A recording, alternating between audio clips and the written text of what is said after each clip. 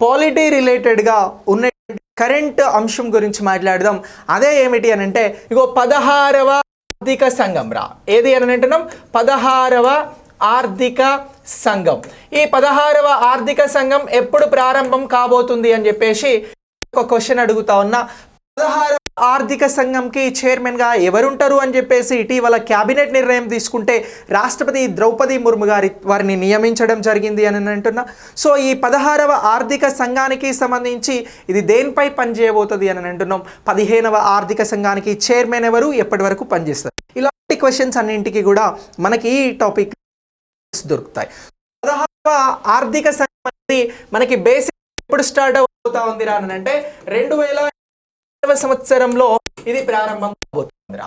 కానీ దీనికి సంబంధించి 16వ ఫైనాన్స్ కమిషన్ కి సంబంధించి 16వ ఆర్థిక సంఘానికి సంబంధించి ఇప్పుడు అరవింద్ పనగరియా ఎవరిని అని అంటున్నాం?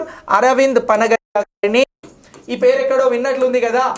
ఈ అరవింద్ పనగరియా ఎవరు అనేది మనం మాట్లాడదాం. ఇగో ఈయన 16వ ఆర్థిక సంఘానికి ఇగో ఈ ఫైనాన్స్ కమిషన్ కి చైర్మన్ గా ఉంటారు అని చెప్పేసి చెప్పడం జరిగిందిరా. సో చెప్పడమే కాదు, దీనికి సంబంధించినటువంటి ఉత్తర్వులు ఇటీవల ఎవరిచ్చారు అని అంటారు? రాష్ట్రపతి ఇవ్వడం జరిగిందిరా. సో రాష్ట్రపతి గారు ఎందుకు ఇచ్చారు సార్ ఈ ఉత్తర్వులను అని అంటే, రాష్ట్రపతి గారు ఉత్తర్వులను ఇవ్వడానికి సంబంధించి రీజన్ గా దేన్ని చూస్తూ ఉన్నాము అని అంటే, మనం మాట్లాడుతున్నటువంటి ఆర్థిక సంఘం అనేది ఒక రాజ్యాంగపరమైనటువంటి చట్టబద్ధమైనటువంటి సంస్థ, రాజ్యాంగ చట్టబద్ధమైన సంస్థ. సో దీనికి నియామకం రాష్ట్రపతి చేతుల మీద ఉంటుంది. అయితే ఈ రాష్ట్రపతి గారు ఉత్తర్వులు ఇచ్చినప్పటికీ దీనికి సంబంధించి క్యాబినెట్ అప్రూవల్ అనేది వచ్చినది. సో అలా ఇగో ఈ అంశాన్ని మీరు అప్డేట్ చేసుకోండి. ఆర్థిక సంఘానికి సంబంధించిన చైర్మన్ గా ఇటీవల ఎవరు నియమించబడినారు అని అంటారు? అరవింద్ పనగరియా. ఈ అరవింద్ పనగరియా గారు ఎవరు అని అంటే, నీతి ఆయోగ్ ఏర్పడినప్పుడు 2015 నుంచి 2017 వరకు ఇగో ఈయన నీతి ఆయోగ్కి సంబంధించినటువంటి వైస్ చైర్మన్ గా వర్క్ చేయడం జరిగిందిరా. వైస్ చైర్మన్ గా వర్క్ చేసిండు. దేనికి అని అంటే నీతి ఆయోగ్కి అని అంటే ఎప్పటి నుంచి ఎప్పటి వరకు అని అంటే 2015 నుంచి 2017 వరకు అని అంటున్నాం. సో ఈయన ఒక ఆర్థికవేత్త, వాణిజ్య ఆర్థికవేత్త. ఆయనే అరవింద్ పనగరియా. ఈయనను ఇప్పుడు భారతదేశానికి సంబంధించి 16వ ఆర్థిక సంఘంకి ఫైనాన్స్ కమిషన్ చైర్మన్ గా నియమించారు. అయితే నేను ఒక క్వశ్చన్ అడిగిన స్టార్టింగ్ లో మిమ్మల్ని, 16వ ఆర్థిక సంఘానికి సంబంధించినటువంటి ఇది ఎప్పుడు అమల్లోకి వస్తుంది అని అన్నాం.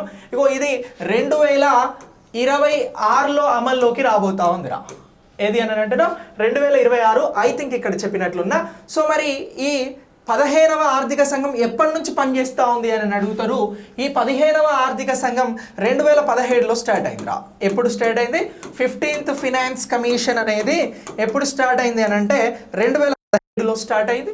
సో ఇది 2019కి వచ్చినప్పుడు ఏం చేసిరు అని అంటే, ఈ 15వ ఆర్థిక సంఘాన్ని 2026 వరకు పొడిగిస్తున్నాము అని చెప్పేసి అనౌన్స్ చేయడం జరిగింది. మరి ఈ 15వ ఆర్థిక సంఘానికి చైర్పర్సన్ గా ఎవరున్నారు అని అంటే ఎన్కే ఉన్నారా. ఎవరున్నారు అని అంటున్నాం? ఎన్కే సింగ్ గారు దీనికి సంబంధించినటువంటి చైర్పర్సన్ గా ఉన్నారు. సో ఇలా ఇగో ఈ అంశాలన్నింటినీ కూడా మనం 15th ఫైనాన్స్ కమిషన్ కి సంబంధించి అప్డేట్ అవ్వాల్సి ఉంటుంది. సో మరి ఈ 15th ఫైనాన్స్ కమిషన్ అనేది ఇప్పుడు భారతదేశంలో ఆర్థిక కమిషన్కి సంబంధించి ఇగో ఆర్థిక సంఘానికి సంబంధించి ఇది ప్రారంభమైనప్పటి నుంచి ఇప్పటి వరకు 15వది నడవడం జరుగుతుంది. మరి దీనిని గురించి చెప్తున్నటువంటి ఆర్టికల్ ఏమిటి అని చెప్పేసి కూడా మనల్ని ఎగ్జామ్లో క్వశ్చన్ అడుగుతారా. సో దీని గురించి చెప్తున్నటువంటి ఆర్టికల్ ఏంటి? ఆర్టికల్ ఫైనాన్స్ కమిషన్ గురించి చెప్తా ఉంది అని అంటే ఆర్టికల్ 280 అని చెప్పేసి గుర్తుంచుకోండి రా. ఏది అని అంటున్నాం? ఆర్టికల్ 280 అనేటువంటిది ఫైనాన్స్ కమిషన్ గురించి చెప్పడం జరుగుతోంది.